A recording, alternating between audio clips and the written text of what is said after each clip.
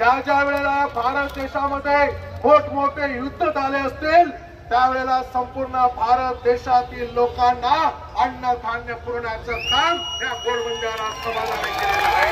जेवढे काही मोठे मोठे युद्ध या भारत देशामध्ये लढल्या गेले त्या युद्धामध्ये अन्न आणि रसद पुरवण्याचं काम या घोडबंजारा समाजाने केलेलं आहे। एवढंच नव्हे तर लढणाऱ्यांना शस्त्र पुरवण्याचं काम देखील या घोडबंजारा समाजाने केलेलं आहे। भारताला स्वातंत्र्य मिळवून देण्यासाठी या घोडबंजारा समाजाने आपला रक्त सांडलेला आहे। हा इतिहास या इथल्या लोकांनी विसरून चालायचं नाही माझ्या बंधूंना आणि भगिनींनो।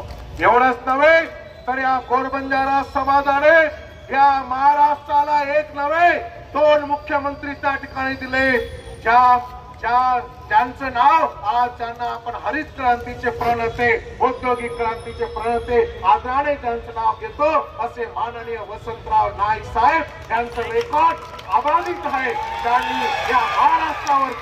त्यांनी या महाराष्ट्रावरती तब्बल 11.5 वर्ष मुख्यमंत्री पद भूषविलं आणि त्यांच्या माध्यमातून आणि त्यासोबतच सुधाकरराव नाईक साहेब यांच्या माध्यमातून या आधुनिक महाराष्ट्राच्या जडणघडणीचा आणि पाया उभारण्याचं काम आजच्या या दोन मुख्यमंत्र्यांनी इथे केलेलं आहे। या महाराष्ट्र